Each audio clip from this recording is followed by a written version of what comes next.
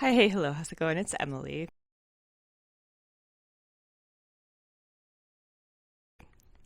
And today we're going to be starting episode 3 of the Maasverse Diaries, which is my project to read all of Sarah J. Maas's books by the time her new release comes out in October. So, where are we so far? If you haven't seen the first 2 episodes, feel free to go check those out in the past videos on my channel. The first one included me reading Akatar and Akamath, and then the second one was Aqua War and Throne of Glass. And I'm reading Throne of Glass for the first time. I had read the first 3 books in Akatar before, but Throne of Glass is new to me. So I read Throne of Glass for the first time in the previous episode and am continuing the adventure. And I think it's going to get harder and harder to talk about these. At least the next one will be a short story collection, so maybe that one will be a little easier to talk about. Maybe I'm not sure. Anyway, they're going to get harder and harder to talk about, especially in a spoiler-free context. We'll see what spoiler thoughts I might want to give at the end of any particular episode. I think I did for the first one, but didn't for the second one. And anyway, we'll see what the vibe is for this one and what I want to say. But Crown of Midnight is the second book following Throne of Glass, so the second book in the series. And I had so much fun with Throne of Glass, and I'm having so much fun with this one. I'm past the halfway mark. And we are continuing our story with Selena, who is an assassin, and in the first one she was entered into she had been in prison after being caught. She was an assassin and had been caught, sent to this prison, or sent to the mines to work, and was told by the prince that she was going to be his champion in this tournament, to be essentially the right-hand assassin of the king. And if she won the competition and agreed to serve for a certain number of years, she would be granted her freedom. And so the first one, we see said competition, and in this one she's going on various missions, so we see some of that. We see what some of that and what happens in some of those is building up towards, and she's trying to learn more and more about a potential rebellion that's going on. So the king is wanting her to get information about potential rebel activities, and so she's trying to learn more about that political situation and trying to figure out how she could fit into this, how some other people that she's connected with could be fitting into this. And yeah, just trying to dive more into what's going on. And so she's on the clock to complete a mission by a certain time. And of course, more and more things are happening. She's having more and more revelations. There's another character who's learning more about some of the magic in this world. So she's trying to get information from people that she needs surrounding this mission. And it has just been so much fun. So much has happened, and so many just major things that, and you can kind of see where some things are going. And I don't know, I just love this world already. And I don't know, I'm hooked on, I was hooked on book 1. I'm still hooked on book 2. I love Selena as a character. I love some of the other characters that we meet here. Kale, the captain of the guard, Prince Dorian, and there's another princess that she's friends with who is in the picture, like in the castle, and so I love her interactions with these other characters. I love our main character and what she's trying to find out, and some of the exciting things that are happening for her to do that, and just kind of the trouble that she's getting herself into. And so we'll see what continues to happen.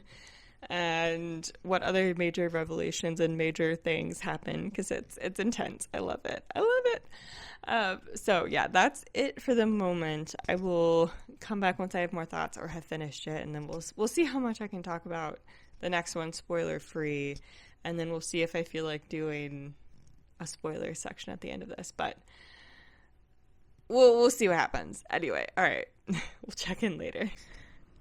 So here to check in.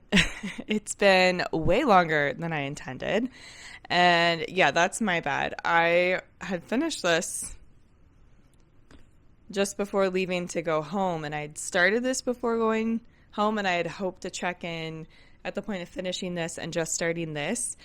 That did not happen, and I finished this while I was home for a weekend. So this is just going to be a 2 check-in vlog, if you can call it a vlog, whatever. It's going to be a 2 check-in video, and we're going to catch up. So, Crown of Midnight.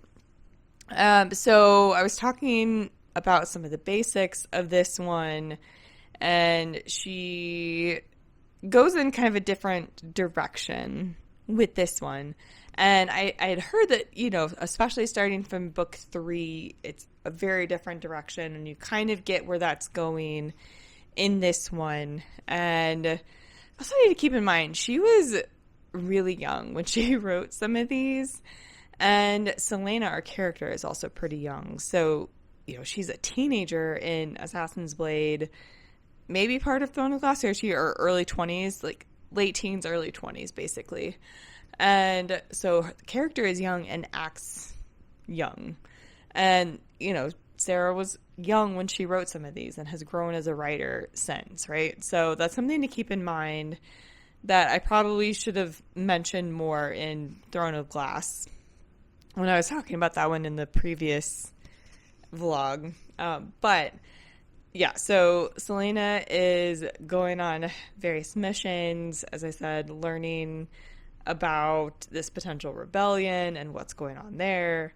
And we find out some information that is definitely going to change things. Again, I'm not going to say what that is. I might put a few spoiler thoughts at the end. We'll see what I feel like doing in just a couple of minutes. But, you know, we get a piece of information that changes things. And so I'm very excited to see where the series goes.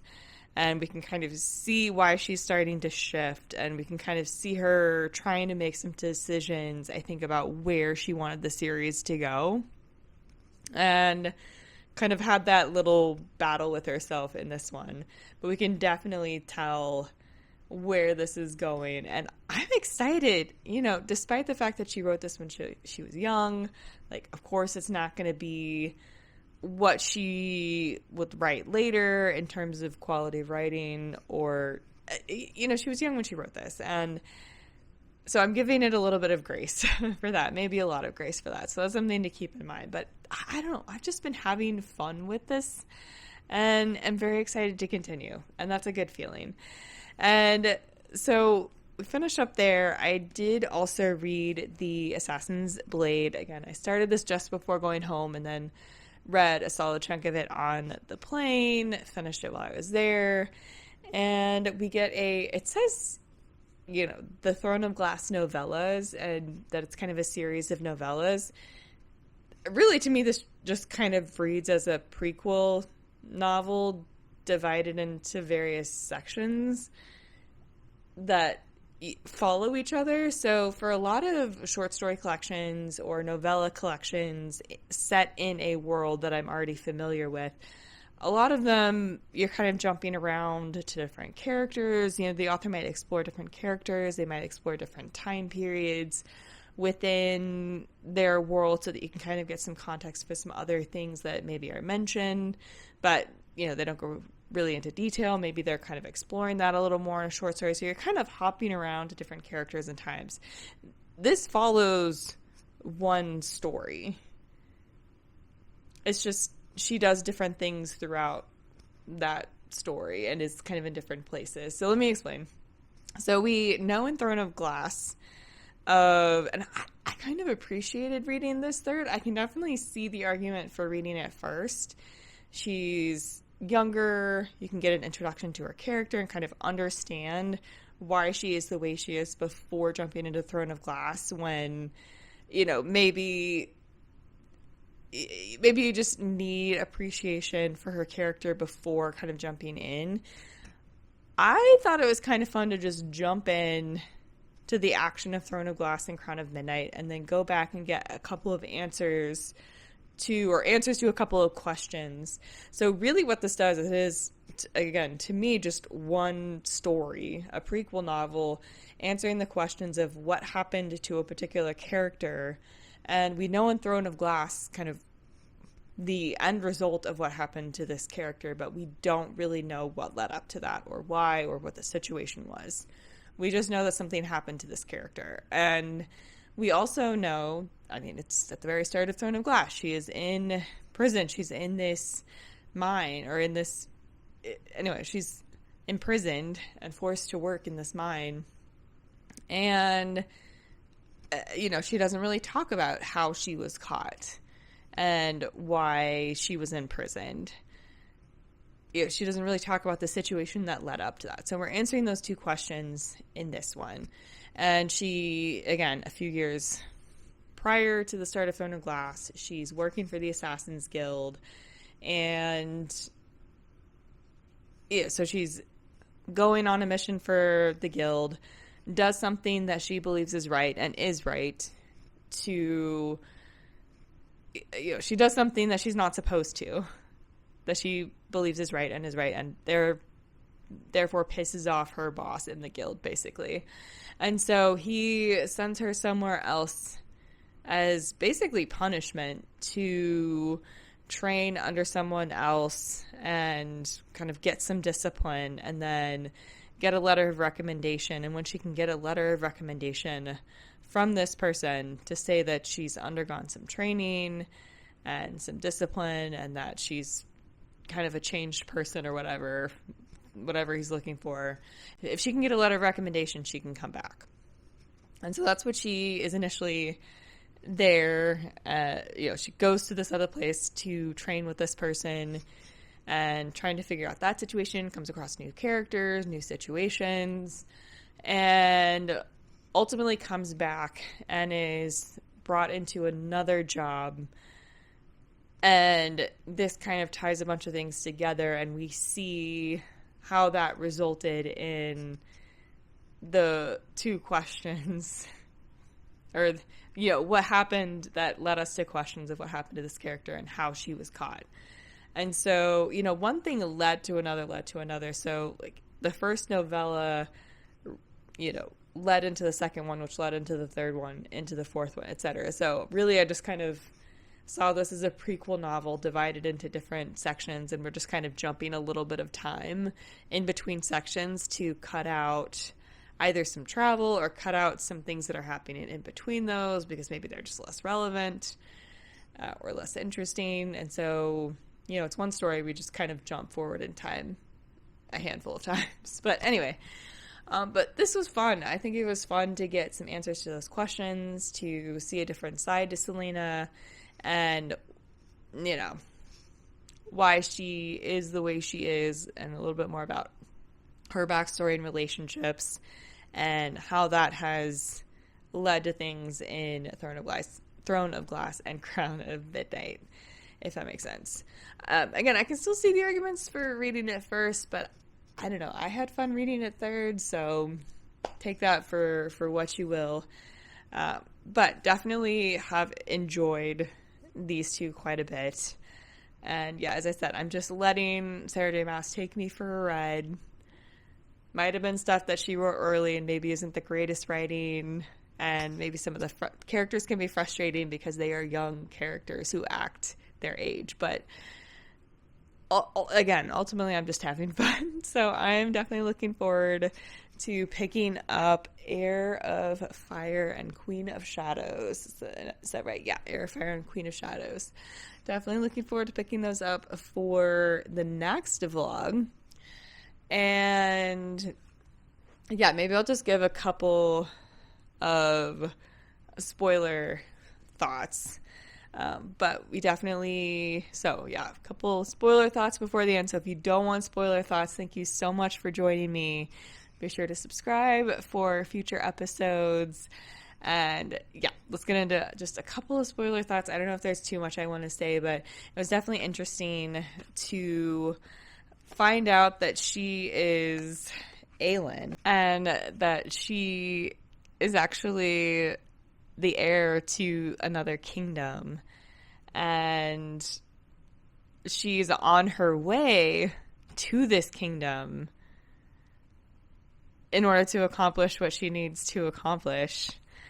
And, deal with some of the politics of what's going on with her supposed to be killing rebels, but really letting them flee, getting involved in the rebellion, finding out that is very complicated. And, for reasons, she's on her way to the place where she is actually this lost heir to this kingdom. And so I don't know, I'm just very intrigued to see where this goes. And we're literally just headed to, is it Terrasen? And then I don't know, as I said, complete shift in literally who we thought the character was. And I'd seen some references, like I had always known Selena Sardathian as the main character because that's how everyone who talks about Throne of Glass introduces her. But I, of course, had seen references to Aelin, and I was like, who is this character? Clearly she's important, but I haven't met her yet. And turns out I have. But yeah, just very intrigued. And then for this one, it was definitely, just as I said, good to get answers about how Sam died and how she was betrayed. And it was quite a betrayal, in multiple ways and at different times, kind of different types of, or different ways of being betrayed to kind of put her in different situations and force her to complete tasks that she thought would accomplish one thing, but actually was undermining her whole mission to free slaves. And, it's just interesting to learn about that betrayal, learn about Sam, and really get to see her and Sam's dynamic after, of course, hearing Sam referenced and spoken about in Throne of Glass and Crown of Midnight, and her just reminiscing about how important that relationship was to her and how angry she was about how he died and how she was betrayed and how that led to her arrest. But, and some of the novellas are a bit slower, especially towards the beginning. I think once she goes to get training is really kind of where things picked up. I did enjoy the beginning part where she freed those slaves on the mission that she was initially on with the guild. And then, it's a little bit slower until we really get into where she's training with this person. And some of that was pretty interesting, the people she was meeting and what she needed to go through there. And then we kind of really pick up with this new mission and how that kind of tied into this betrayal. And she's betrayed. So, something's going to go wrong, but exactly what and how is just, I don't know, I was so mad for on her behalf. But anyway, it was just fun to get that backstory and get more context for her character and relationships that she had referred to. But anyway, not really much else to say. And I will say again, thank you so much for watching. And again, be sure to subscribe for more bookish content. I will be reading those next two in the next vlog, and hopefully I'll do a better job actually vlogging it. But we'll see. Who knows?